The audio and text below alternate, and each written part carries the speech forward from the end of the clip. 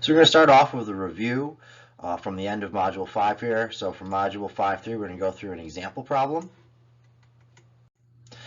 So the problem we're going to go through here, we have a bicycle problem going down a hill.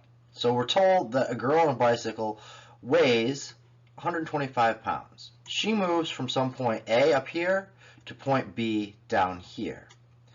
Now they ask us to find the velocity and the normal force at B if the velocity of A is given to us as 10 feet per second and she stops pedaling at A. So we go back to our diagram here. We can see, okay, here's our initial velocity at A. You know she's going to stop pedaling. So that's our initial velocity at point A there. Moving forward, we know that the girl on the bicycle is 30 feet above our reference down here at point B. And we know we have a radius rho here is equal to 50.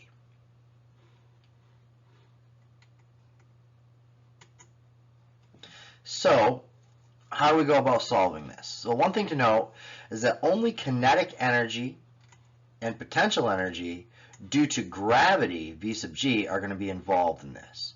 We need to determine the velocity at B, or V sub b, using the conservation of energy equation and then apply an equilibrium equation to find our normal force. So first we're going to solve for velocity based off the conservation of energy, then we're going to solve for the normal force from the equilibrium equations. So now that we had the opportunity to read through that problem statement, see what they'd given us in the wording and the initial diagram, the next thing that we want to do is go through and create our setup page. So in our setup page, we have a simplified version of our diagram over here. Have the girl at A going down to B. We have all of our given information. Our weight is equal to 125 pounds. Our velocity at A is 10 feet per second. Our rho is given to us as 50 feet. And they're asking us to find our velocity at B and our normal force at B.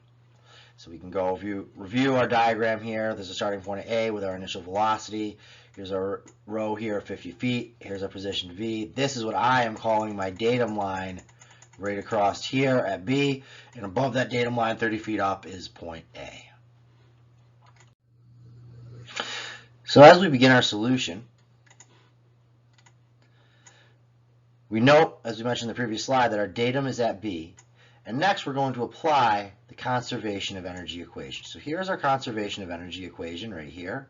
TA plus VA is equal to TB plus VB, where T is our kinetic energy, 1/2 mv squared, and V is our potential energy, mgh.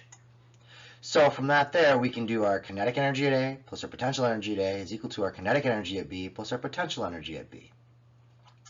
So our kinetic energy at A is 1/2 mv squared. So there's our 1/2. Our m is our weight divided by gravity. So that's what we have there, is our weight divided by gravity, times our V sub A, right there, of 10.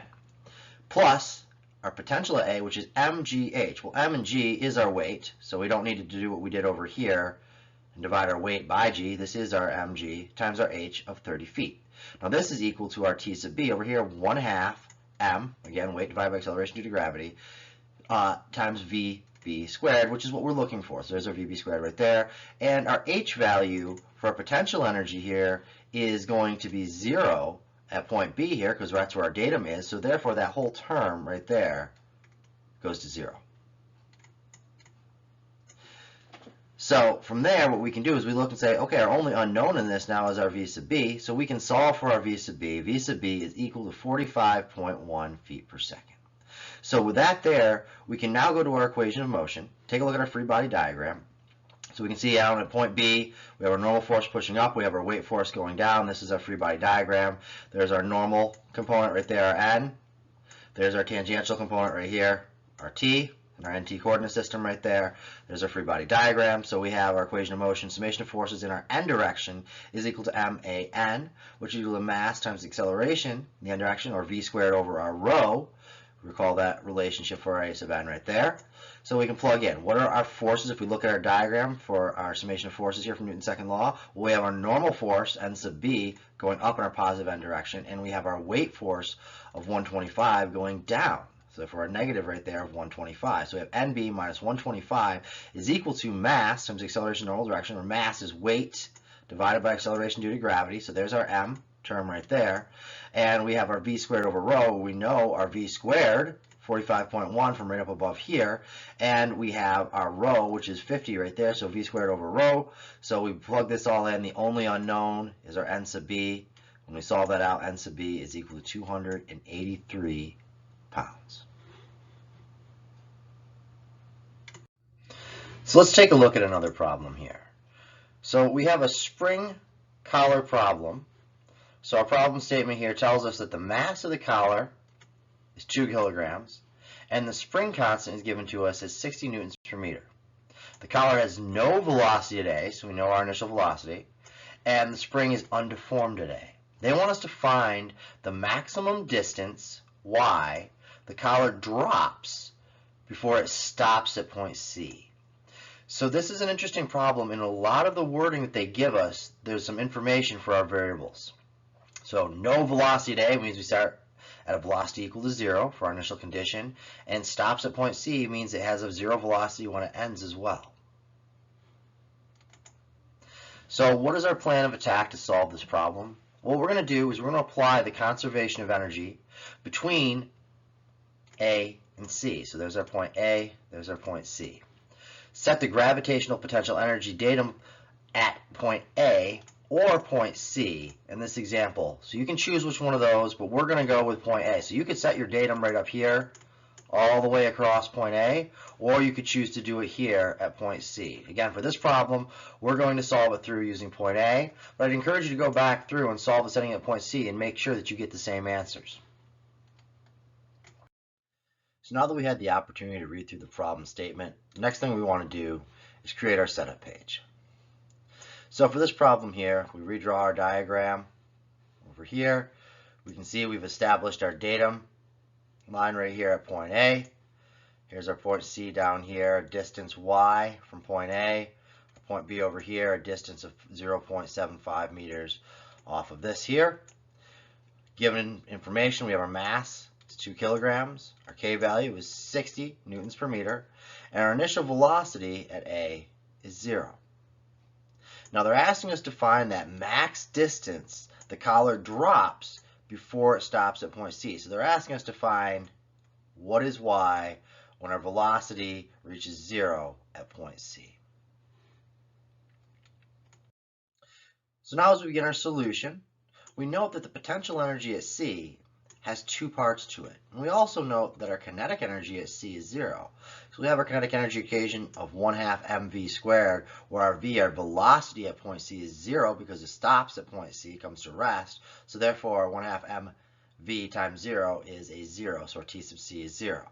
Now if we go back to our potential energy portion for C, we have V sub C is equal to these 2 parts, the part from the elastic spring and the part from gravity. So we have V sub C E for elastic spring and V sub C G for gravity.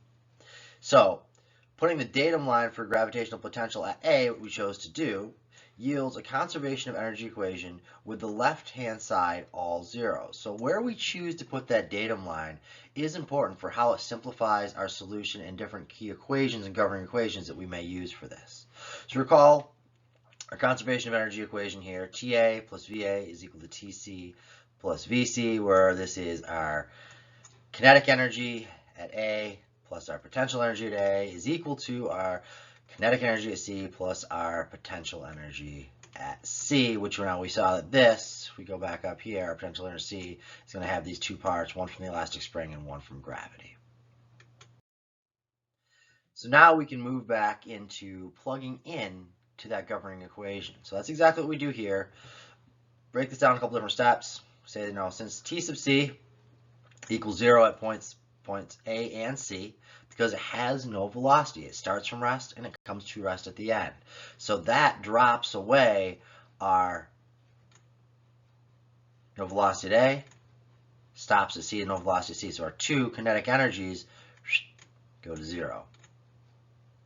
So our MGH, because of where we chose our datum line here, there is no H. Our H is 0 at A because that's where we chose our datum line. So this whole term goes to 0. So these 3 terms drop away, and all we have over here now is that 0 plus 0 is equal to 0 plus our 2 parts of our potential energy, 1/2 kx squared for the potential energy of a spring, and minus mgh for the potential energy due to gravity, all at point C. So we take a look at this here and we can see, okay, we'll plug in here, what is our S? We need to figure out what is our S for our 1/2 ks squared. So this is where we do a little bit of geometry and a little bit of trigonometry. So we take a look here and we can draw out a simple triangle based off of our initial given diagram here. So this is our distance between point A and point C that we called y that we're going to be looking for. We know that the distance across the top of the triangle here is 0.75, and we know that the undeformed length here is 0.75, and we're going to call the amount it stretches our S. So our hypotenuse of this simple triangle here is S plus 0.75. Now, what we can do here is we can use Pythagorean's theorem, a squared plus b squared is equal to c squared here, in order to get this. So our c squared is our hypotenuse here, is our S plus 0.75 squared is equal to our y squared plus our 0.75 squared. So we can simplify this down a little bit, take the square root of both sides over here. S plus 0.75 is equal to the square root of 0.75 squared plus y squared. Solve this for S. S is equal to the square root of 0.75 squared plus y squared minus 0.75. So that can now get plugged in to our S value here, our conservation of energy equation there, with everything else we have. So 1/2 k, so our k value here given to us in the problem statement. Plug in this value now here for our S from above, from our little bit of trig up there. And we see over here we have our mgy, so we can plug that in there, our mass, acceleration due to gravity, and our y. So we can see our only unknown in this equation now is our y right there and our y right there. So one equation, one unknown, we can go through and solve this. You can solve it by hand, you can solve it in MATLAB, Excel, your calculator, Python, whatever is your preferred numerical solver, plug it in. It's a nonlinear equation, so it's pretty straightforward. Plug it into any of those options that you want, or do it by hand. And when we do that, we find that y is equal to 1.61 meters.